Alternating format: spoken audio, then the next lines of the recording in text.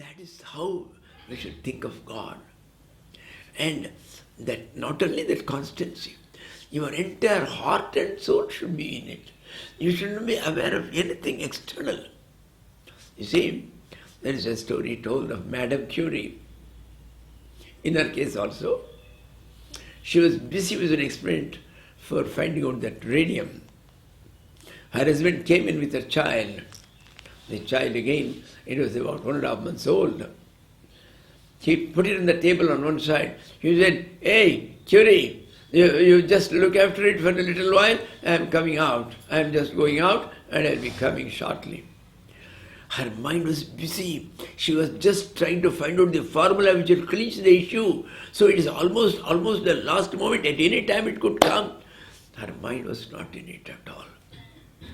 And if you can look so concentratedly on something of no value at all, the things of the world, how much more you should think of the Lord, forgetting the external world, forgetting your body, forgetting everybody around, forgetting the entire environment, thinking of Him alone.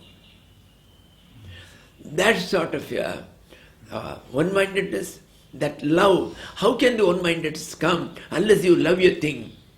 You cannot concentrate on anything unless you love it strongly. So love is essential. And the love is the essence of devotion. Devotion is nothing but love. And so, again as I said, the Abhyasa represents repetition of the name with love. With love. Remember, if you do it simply automatically, Ram, Ram, Ram, Ram, hey, take the cell phone, the cell phone is ringing, Ram, Ram, Ram, hey, who is there on the phone? Ram, Ram, Ram, Ram, what is the use? Yeah. You should not know what is happening, you should not be aware of the cell phone, you should not be aware of the house, you should not be aware of the room, you should be aware of the Lord alone. And that, I think, is Abhyasa. And by doing that Abhyasa again and again, again and again and again and again, that becomes the meditation. What is meditation? Then now you have to come to the definition of meditation. Meditation is not concentrating on any object at all. On the contrary, meditation is keeping at bay all the objects of the world. Remove the world and that is the object of meditation. Take away the world.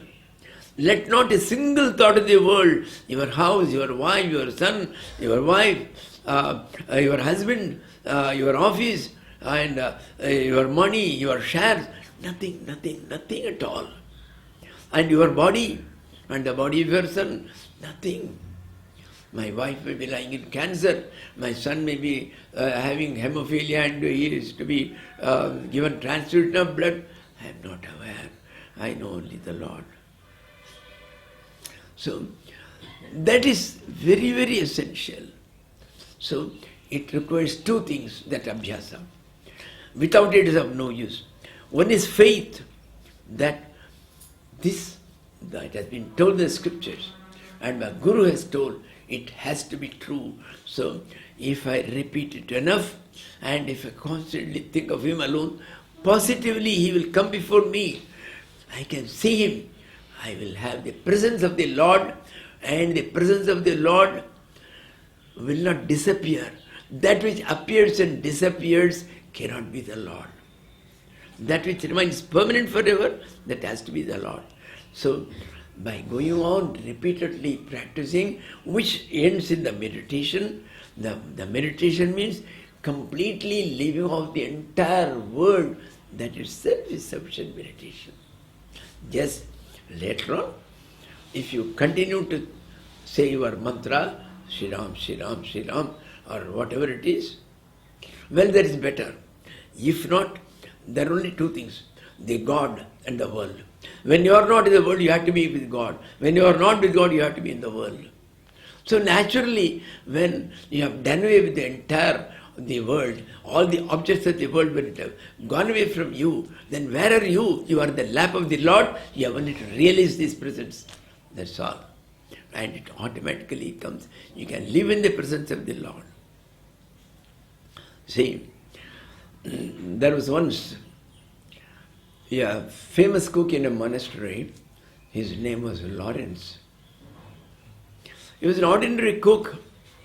He had terrific faith in the Lord and he had intense love for the Lord. These are the only two qualifications he had. Otherwise he was an illiterate practically like. And his devotion was so much. He was not aware what he was cooking. But everything will be divine in his taste by itself. He is not aware what he did every day. He was always talking with the Lord. He was feeling him. He is with him and he is talking to him. Lord, how long will you keep me here? Will not there be a time when I can't do anything excepting your name, taking your name? How long are you going to keep me engaged? This is also your work. I do it also with love. I do it with the maximum efficiency. But Lord, will it not be better when a day comes when I have nothing, I have no other work to do except to take your name, except to think of you.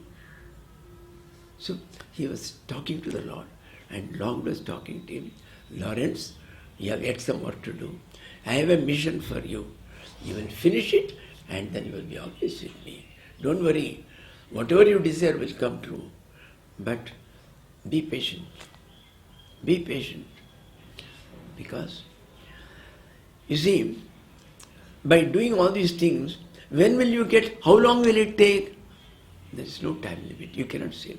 It all depends how much on this line of spirituality you have done in your earlier birth. How much love you have developed in your previous birth, how much faith you have developed in your previous birth, then very quickly, even within an instant you can get it. But we are not aware of our bank balance of the previous births. So naturally, we only guess what should be our status only from this birth. We are not aware of the bank balance waiting, the immense bank balance perhaps which is waiting for us. So for those people, it will take no time. Within a day, within a month, within a year, you can get the Lord's. Lawrence was one. He never perhaps did, I have not heard anywhere of any big sadhana he did, excepting, as I said, absolute deepest faith in the Lord, unshakable faith in the Lord. The second is an intense love for the Lord. That's all. An intense love, what sort of love it is? A love where there is a lover and the beloved, it is not love at all. Where ultimately both become one. You are one with him, there is no beloved apart from you. You are the beloved, you are the lover. That is the stage. There is a stage, you become one with the Lord. Lord, I don't want 1 inch of separation from you. I don't want 1 minute of separation from you.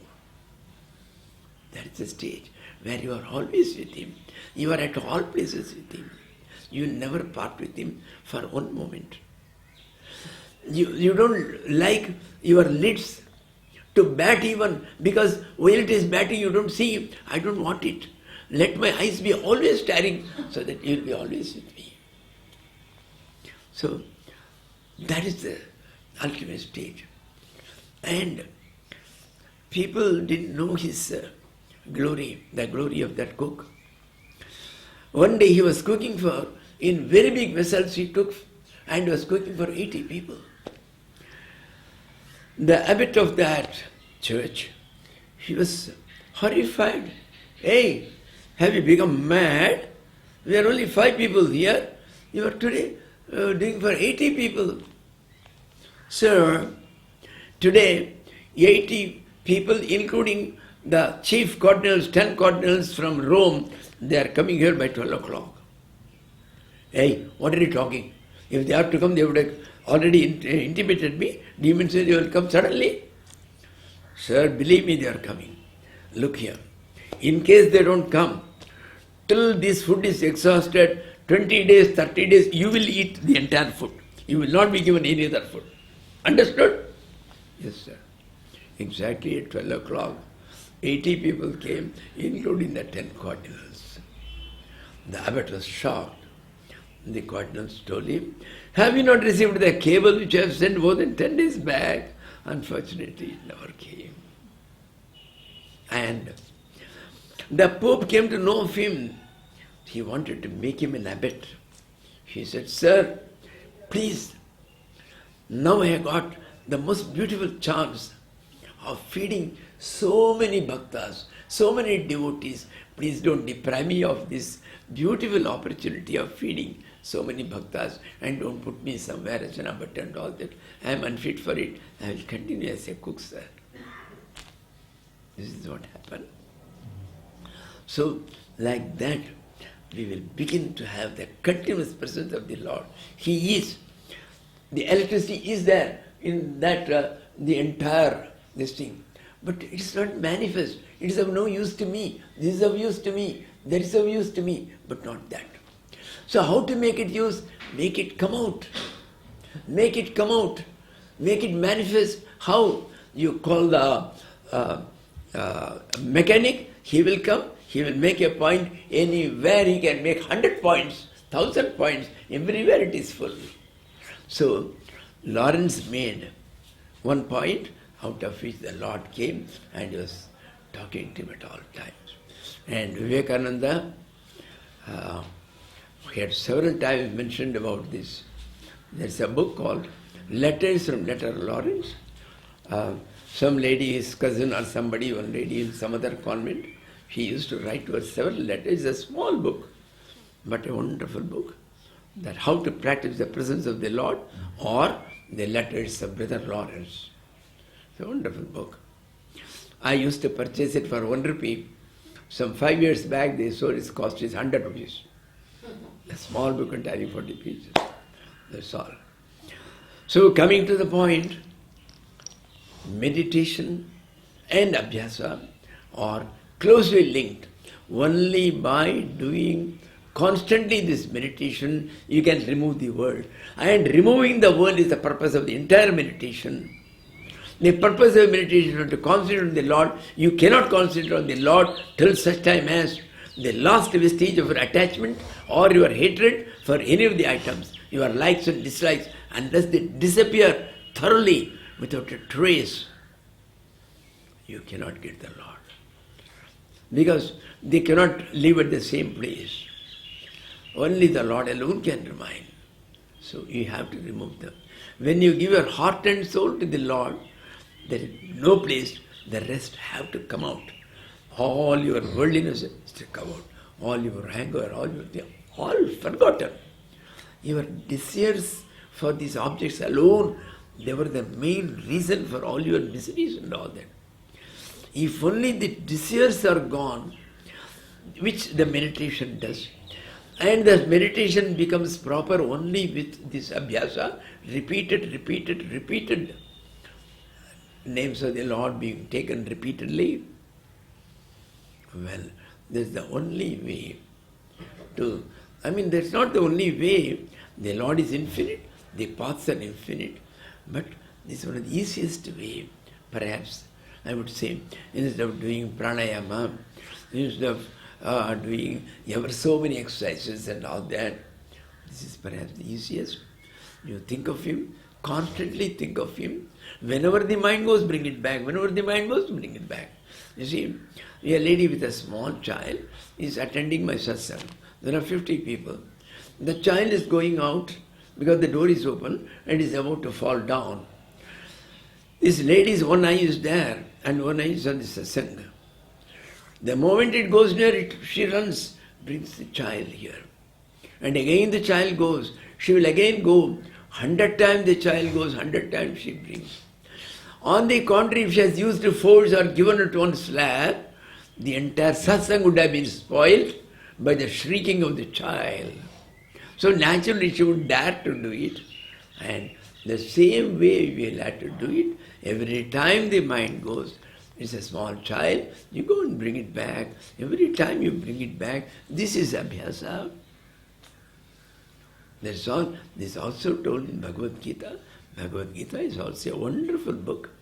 It contains all the tips required and to take away your attractions for the world, Number one is fill it up with the Lord, fill it up with the Lord at all places, all around, and make it stand there. That is Abhitaha Aste. Aste means it remains established. Abhitaha on all sides. There is no side where from any worldliness can come in. All the portions are completely fenced around by the name of the Lord. You see, this is a beautiful anecdote in Ramayana. Rama lost his wife, the wife was taken away by the great demon, the Rakshasa, known as Ravana. He has kidnapped her away. And he didn't know who has taken her. He is not aware. So, he gets into friendship with some monkey kings who were in exile. The monkey king had a very intelligent minister who was known as Hanuman. He was a monkey of immense might and very, very intelligent. And that Hanuman is being sent to the south because they feel it could be from the south, Lanka only. Somebody might have come, just an inkling. So the people are all dispatched to various places, but Hanuman was specially sent over there. Hanuman went there, somehow because of his powers, he was able to enter into Lanka as a small mosquito-like, and then he sees Sita being surrounded, his wife being surrounded by various demonesses,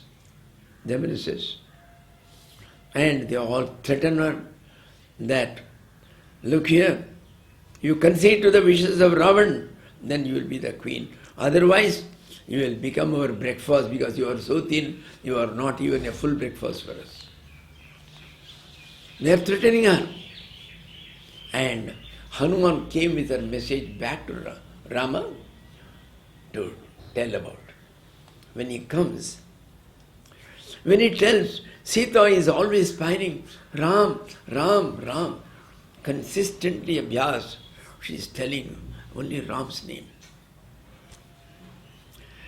Then Rama puts a question, hey, by the time we collect our army of monkeys and we go by walk all the way to the Lanka, and Lanka is on the other side of the ocean, we have all to cross the ocean and go and then fight. And you are saying already, Sita is pining for me, she is not taking meals. She may die by the time I go. Then all our efforts will become useless. Hanuman laughs, he says, sir, it is impossible. Her vital breath will never be allowed to go out of her body. We have put enough gods. How? He says, Nama pakaru divasanisi Rama tumar kapat. Then Lochana nichapada yantrita prana jahi kahibat. Look here, her prana, her vital breath, there is no hole through which it can escape. They are all being guarded. How it is guarded? This mouth is one of the greatest of things. It can get out. No, namapa karu divasanisi, night and day. She is taking your name, and that is the watchman. It will not allow it to get out. Then, and this is another one through which it can go. No, lochana nijapada yantrita.